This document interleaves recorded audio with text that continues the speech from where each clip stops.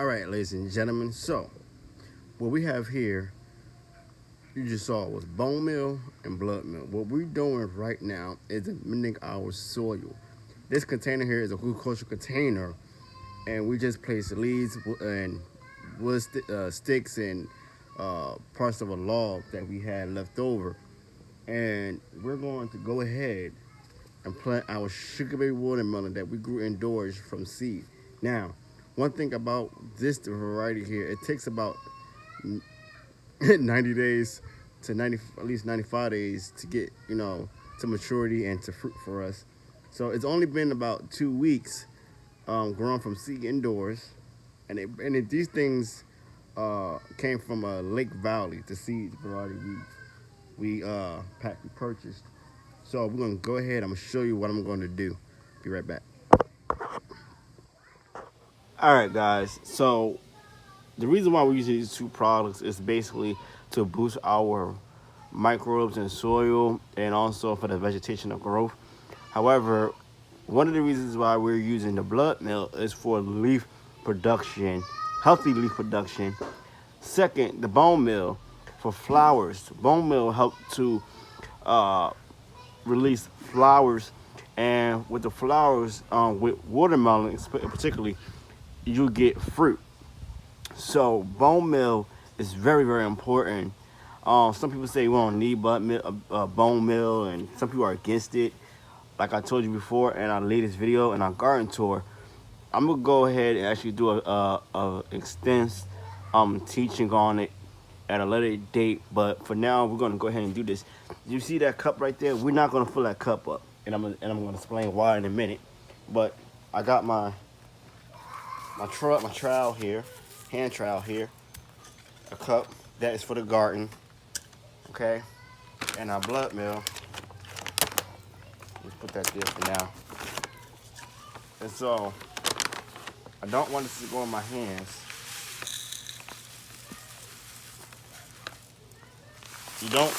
You don't need a lot, especially if you only planting just like one. So this is the blood meal. Hope you can see that. All right. Then we're gonna add a lot of bone meal because we want a lot of flower production. And this stuff smells, guys. Just to let you know. And I will advise that you do not use your bare hands when using these two products because it smells horrible and it'll get into your skin. All right, mind you, these right here is actually oats. All right, so it's gonna break down eventually. So this is how much is mixed in, and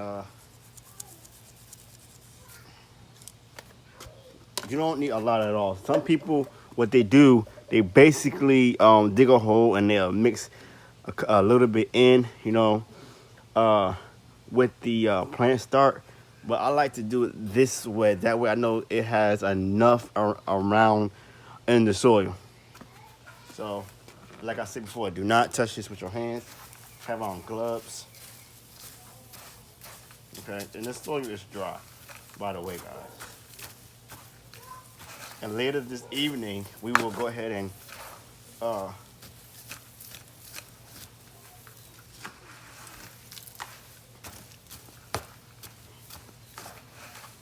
later this evening we're gonna go ahead and plant the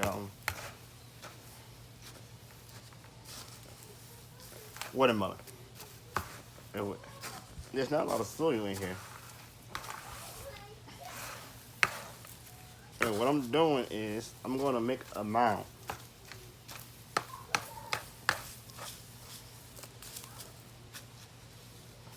And I'm gonna, actually, let me just do this. Okay. We're gonna make it like a little well, like you see right there. Okay? That well is gonna actually hold our watermelon. Okay? Like that. I'm gonna let it sit there for until this evening, and then we're gonna go ahead and plant because right now it's too hot. But a lot of people have their different methods of growing watermelons. Some people grow like in a mound. Some people just grow like in a raised bed situation. It all depends on which your preference, where you live, because we're all dealing with different types of soil. So when we come back, we're going to go ahead and plant this watermelon this evening. All right, stay tuned. All right, ladies and gentlemen. So let's go ahead and plant this into this new container. Well, this used container. And so basically, we're making a mound.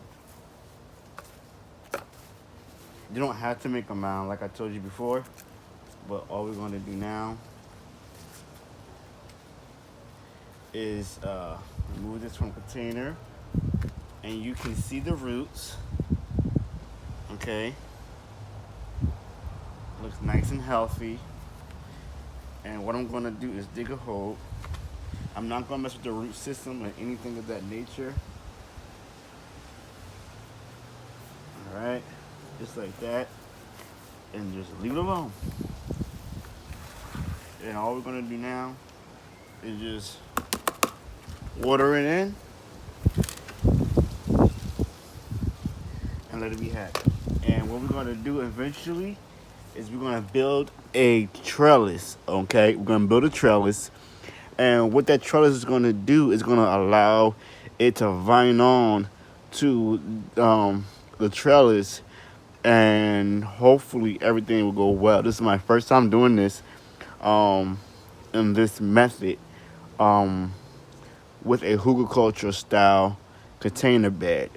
So we're gonna watch together and see what happens. And also, I do have another one that is almost ready to be section planted, but I'm going to wait it out just to see how it does. Okay, so you can go ahead in a 20-gallon container and place at least 2 or either 3 into a this 20-gallon container, but for right now we just have one, and we're just going to see the results. So now what we got to do is just water her in, and we'll be done.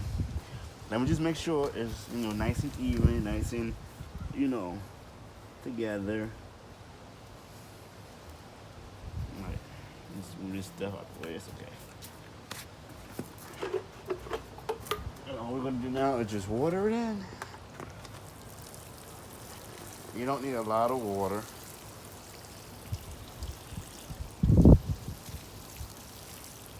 Try not to water the leaves, by the way.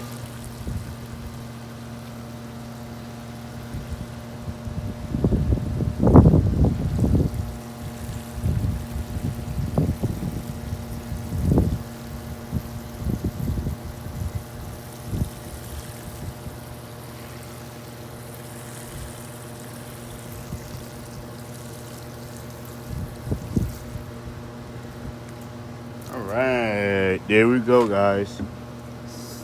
Let's get a close up. Now I know it looks linky, but it's gonna be okay. We let this thing sit outside for about 3 days to get used to this new location. And so let's get a little bit close up here.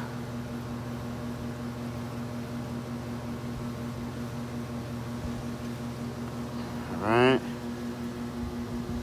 there we go, guys. And this is grown indoors from seed from Lake Valley Seed Collection. Sugar Baby Watermelon. Isn't she a beauty?